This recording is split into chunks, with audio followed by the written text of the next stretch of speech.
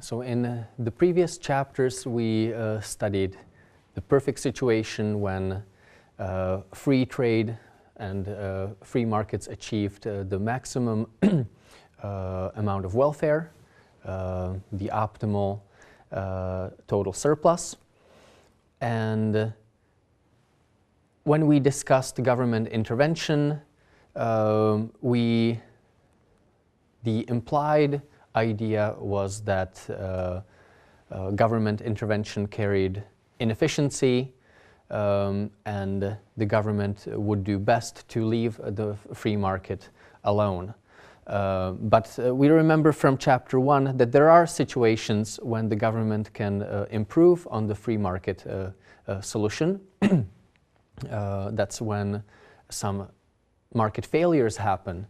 And Chapter 10 studies the first kind of market failure that we could encounter, that of externalities. So we say that externalities are the uncompensated effects of market participants on other people in the economy. And these externalities affect, in the presence of these externalities, market participants make choices that are different from what a social planner or what the society would prefer. We can distinguish positive and negative externalities. Negative externalities are imply some costs of production that the producer doesn't take into account. Examples of negative externalities are, for example, secondhand smoking. When market participants decide to light up a cigarette, they consider their own benefits and costs, so they consider the taste of the cigarette and the chances of catching diseases or getting cancer from own smoking. But smokers ignore the secondary effect that their smoking has on other members of the society. The effects on secondhand smoking by people and the risk of other members of the society getting cancer. Another example of negative externality is that of congestion. When drivers choose whether to take subway or to take a car to work, they're only considering the speed at which they will get to work. So that's the benefit of taking a car on the road would be the speed of traveling. Drivers also take into account their own costs of driving on the road. If there is congestion, drivers are considering how much extra time, how much extra nerves they will lose in the traffic, but usually drivers ignore the effect of their driving on the congestion faced by other drivers. So, so individual drivers ignore the inconvenience caused to other drivers on the road. In the presence of negative externalities, we can say that the supply curve, that the private supply curve that market participants face doesn't include all of the effective costs of production. In addition to the costs of production faced by private individuals, there is some cost to the society of providing this service. So if we have the amount of driving or the amount of drivers on the road, we would say that drivers face some costs of driving on the road and ignore the extra costs of driving imposed on other drivers. We would say that in the presence of negative externality, the private market solution is,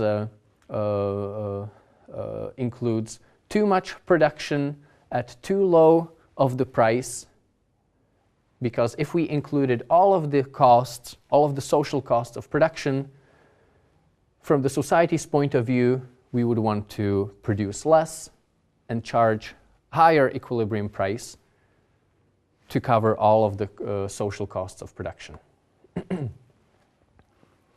Positive externalities are on the demand side of the market. We say that a positive externality exists if a consumer of the product doesn't receive all of the benefits of the provision of the product. So, for example, if consumers receive immunization against certain diseases, consumers are only considering their own benefits and costs of immunization. So they consider their own benefits of staying healthy, their own costs, out-of-pocket costs of getting health shots. But consumers ignore the beneficial effects on other members of the society. For example, if you yourself stay healthy, you are implicitly also making other members of the society healthy, because you will not spread diseases to other people.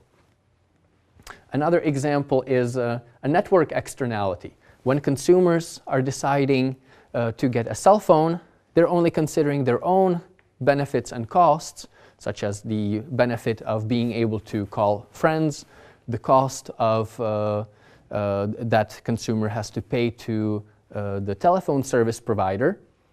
But consumers are ignoring the benefits imposed on other members of the network of the phone provider. So because when a new consumer gets a cell phone, that means that other cell phone users have one more person to call, and other users of cell phones benefit from having another person that they can call with their phone.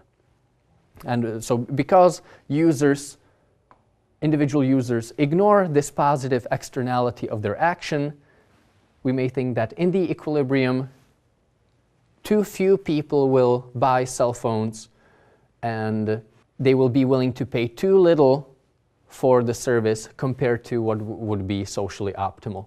So we would say that in the presence of positive externality, the willingness and ability to pay by private consumers is less than the social benefit of providing these services. So on top of the private benefit received by the consumer, there is some extra benefit that the society receives that the private consumer ignores.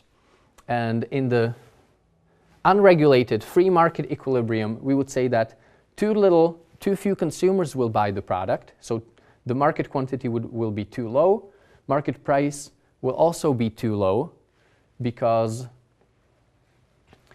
the private market ignores the external effects of providing and consuming this service. So we have a problem. There are some external effects of consumers or producers' actions that are unaccounted for, and let's discuss some of the options to avoid these issues. One possibility would be if the market could fix these problems itself. We would say that in some situations it is possible. There are some institutions and there are some ways that free market can introduce to fix these problems. But if the free market cannot fix the problem itself, government has to intervene and try to change people's incentives to internalize the effects of external effects. So we would say that the government can fix the problem of externalities by choosing correct taxes or subsidies, or setting quotas on the minimum or maximum amount of production and consumption in the marketplace. So here you should think intuitively that graphically when we drew the effects of positive or negative externalities, we shifted the market curves upward or downward. And so if the government introduced a policy which shifted the market curves in the opposite direction by the same amount, this policy could internalize the externality, because the private supply or demand curve could be shifted to the level where the social supply or demand curve is. Alternatively, the government could simply dictate how many cell phones have to be sold in the marketplace, or what's the maximum amount of drivers on the road. And as a side note, I said that in some situations the market itself can take into account externalities. In the real world, we know that people have there are moral codes and social sanctions for behaving inappropriately. So drivers who drive too much or smokers who smoke too much are sanctioned by the rest of the society. Even though these market participants don't receive explicit taxes or penalties for their behavior, there are implicit punishments or rewards for behavior which is socially beneficial. In the private market, we see charitable organizations that give money to activities that create positive externalities. If two businesses use the same resource and have a problem allocating the resource between themselves, in the real world we observe that sometimes these businesses merge with each other so that they wouldn't haggle over the resource, so that the entire resource would be allocated efficiently within one company. We would say that if the property rights are in place, or if the government allocates property rights correctly, private individuals can contract among themselves to take care of the external effects. So the Coase Theorem is a nice theorem that says that if property rights are assigned to resources in the real world, private individuals can bargain with each other and allocate the resource to its most beneficial use. So this theorem says that it doesn't matter how the property rights are assigned. Suppose that I have a big dog in my apartment which barks at night, and suppose that my neighbor likes to sleep and doesn't like big dogs. It doesn't matter if the law says that I can have a big noisy dog, or if the law says that everybody has to be quiet at night.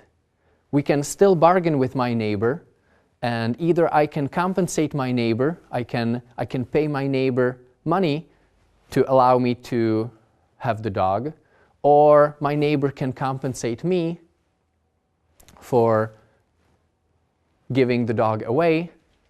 We can solve the conflict between me and my neighbor through bargaining. Okay? So the assignment of property rights is not important. It is important that property rights exist, that it is clear who owns the resource. When the government intervenes in the market to solve the externality,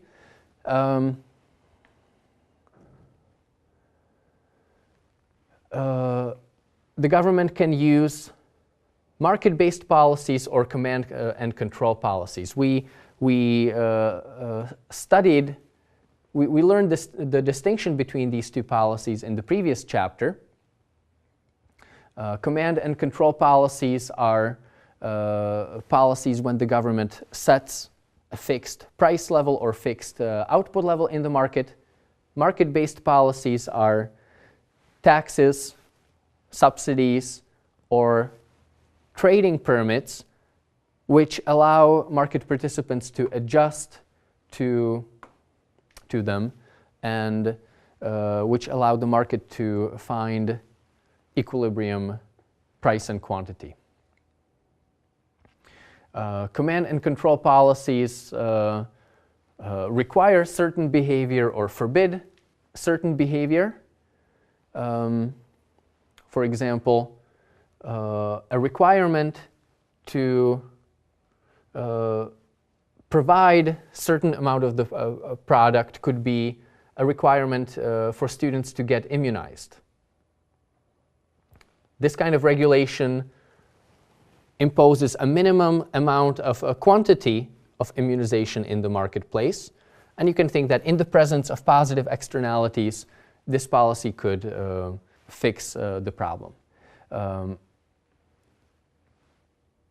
example of a command and control policy forbidding certain behavior would be an environmental policy dictating maximum amount of pollution.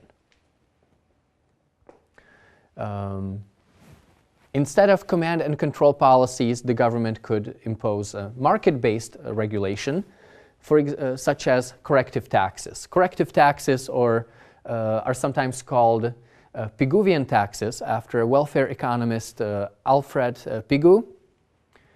And as I said a couple of minutes ago, the goal of these taxes would be to exactly offset the amount of the external effect.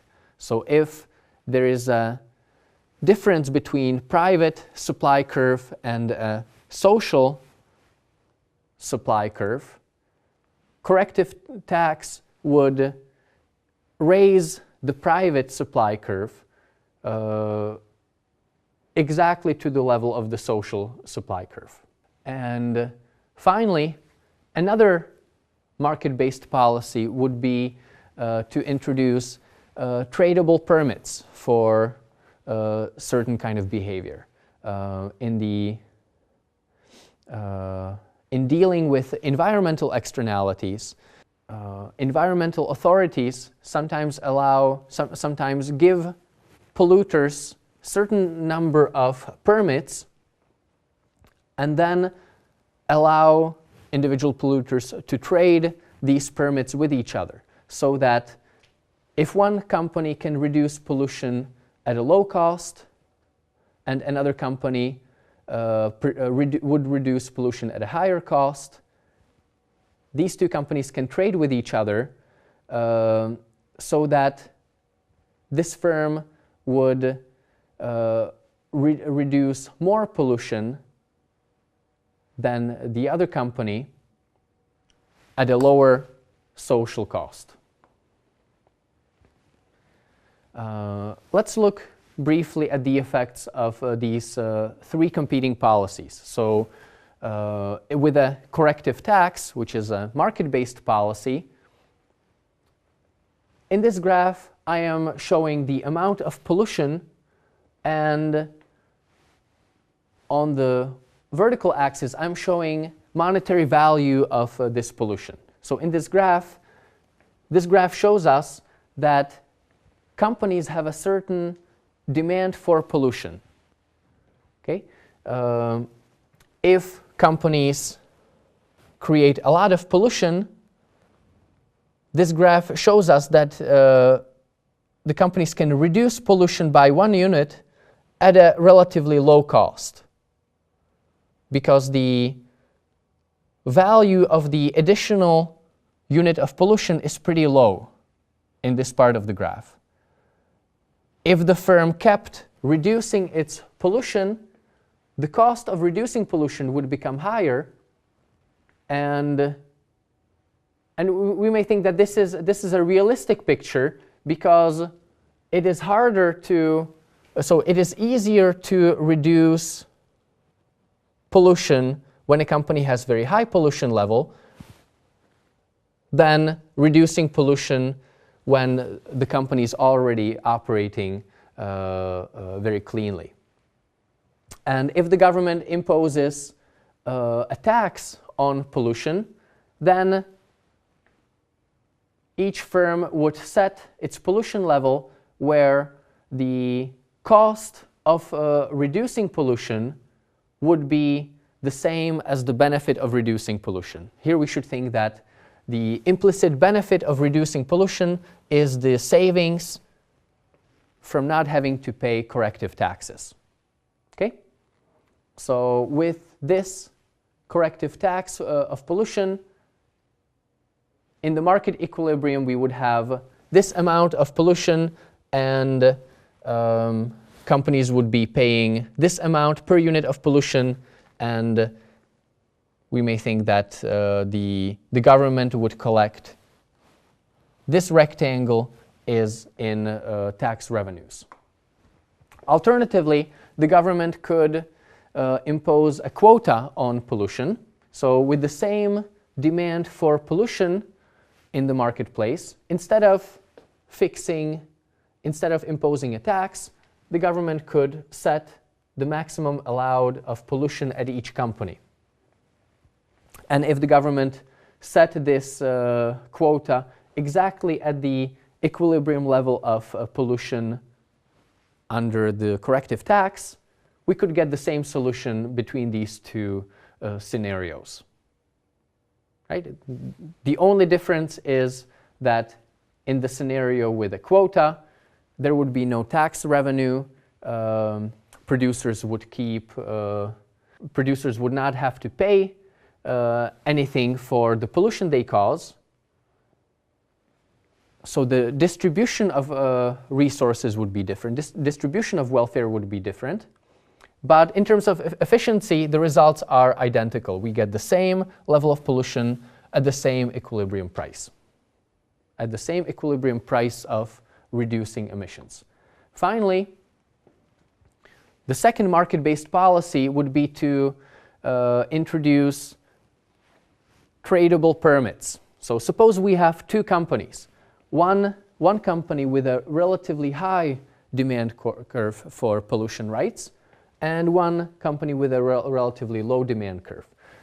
So between these two companies, we could say that for this company, it's relatively cheap to reduce its pollution, and for this company, it's relatively expensive. So instead of dictating how much each of these companies should reduce their pollution, the environmental authority could let these two companies contract between themselves. And in the equilibrium, these two companies would decide that it's cheaper if this company reduces its emissions and allows this company to increase or keep its emissions unchanged. Because if this company reduces its emissions, this company could pay some amount to the other company, and with this trade of pollution permits, both companies could gain. This transfer of money between the two companies could more than compensate this firm for reducing its pollution, and this payment could be less than the savings that this company achieves. So we have looked at three different forms of regulation of externalities, two different kinds of market-based policies, and one command and control policy. And if they are structured appropriately, all these three policies can achieve the same market outcome. In Chapter 11, we will continue with this discussion to different kind of commodities that exist in the real world.